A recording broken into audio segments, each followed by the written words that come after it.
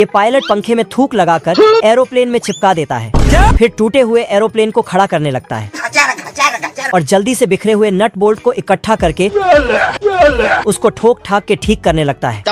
फिर किसी तरह इधर उधर हाथ चलाकर टायर में हवा भरता है। तभी ये एरोप्लेन के पीछे ठोक देता है तो आगे वाला निकल जाता है, मतलब इसका पंखा। मैं तो कुछ और ही समझ रहा था। ये टूटे फूटे एरोप्लेन को ठीक करता उससे पहले ही पैसेंजर आके एरोप्लेन में बैठ जाता है, तो ये जल्दी से एरोप्लेन उड़ाने भागता है। गया तो दरवाजा को उठा के लगा दिया। साला भागते हुए अपना सीट पर जाता है। खत्म। तभी पैसेंजर के फैमिली वाले एक दूसरे को बाएं बाएं बोलते हैं। घर लेकिन तभी पायलट का हैंडल ही उखड़ जाता है। साला जिस पर भी हाथ लगाता है सब टूटकर बिखर जाता है। फिर जल्दी से नीचे आके पंखे को उठा के लगाता है तो आदमी उस पे। तो इस बार हे पंखे के डंडे को निकालकर उसमें थूक लगाकर चिपका डालता है। पेड़ काटता है लेकिन पेड़ को कुछ भी नहीं होता है और उल्टा इसका कुल्हाड़ी टूट जाता है। तो ये पहाड़ों के ऊपर से भाग के जाता है और उसी रास्ते से वापस आके पेड़ के सामने बम रख के पेड़ को उड़ा देता है।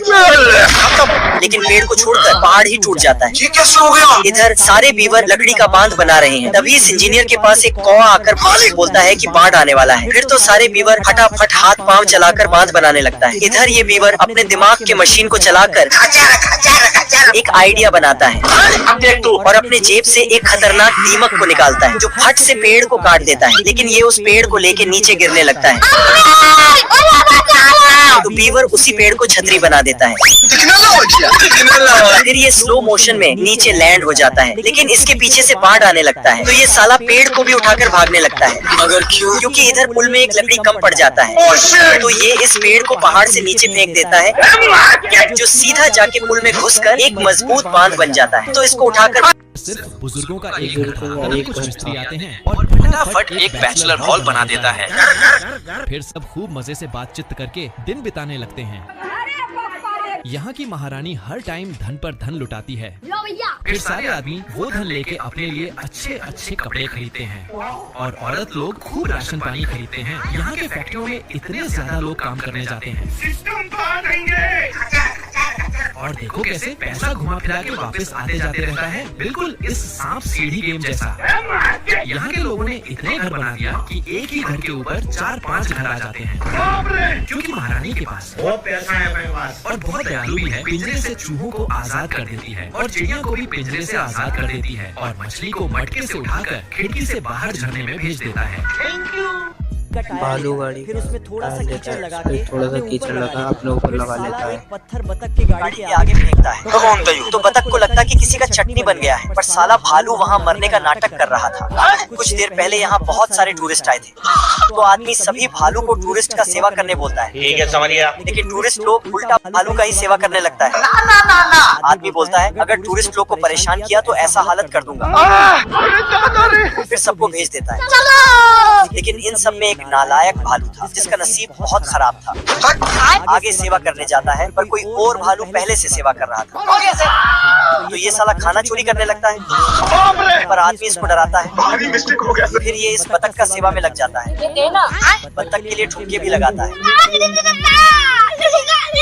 लेकिन बतख अपने आप में ही व्यस्त था। फिर बतख का खाना उठा के टेबल पर सजाने लगता है। बतख आता है और बैठता है। फिर भालू भी बैठ के बोलता है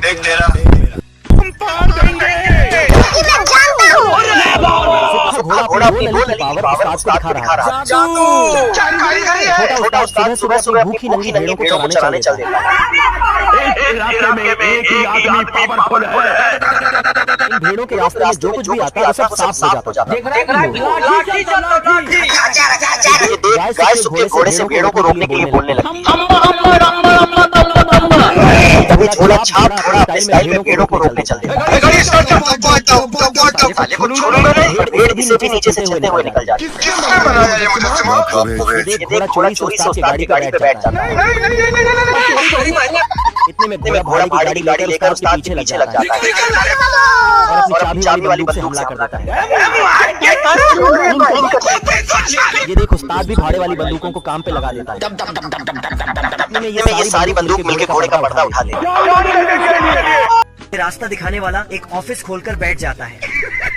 आजा। फिर बीवर लोमड़े से रास्ता पूछता है। मुझे कैसे भी करके निकाल मेरे भाई, मैं फंस गया हूँ यहाँ। लेकिन ये लोमड़ा बीवर को अपने जाल में फंसाकर गलत रास्ता बता देता है, कुछ नहीं होगा बेटा। क्योंकि इसको सही रास्ता वैसे भी पता नहीं था। बीवर आगे जाता है तो इसे ब्रेड के टुकड़े मिलते हैं जो ये लोमड़ा ही फेंक रहा था, जंगल से बचना इम्पॉसिबल। और फेंकते फेंकते अपने घर की तरफ ले जाता है मान आ गया ना। और मौका देखते ही पकड़ने लगता है। पर बीवर खिड़की से भागता है तो ये खिड़की साइड कर देता है, फिर इसको उठाकर पकाने का इंतजाम करने लगता है। तभी इधर एक स्पेसशिप में सुपर चूहा बीवर को ढूंढ रहा था और देखते ही उसको बचाने जाता है और लोमड़े को मार मार के हालत खराब कर देता है। तभी मधुमक्खी फिर बीवर को बचाकर उसे घर पहुंचा देता है और सुपर चूहा मुखिया से हाथ मिलाता है तो नालायक बीवर वहां से निकलकर फाइनली अपने आप को लायक साबित कर देता है।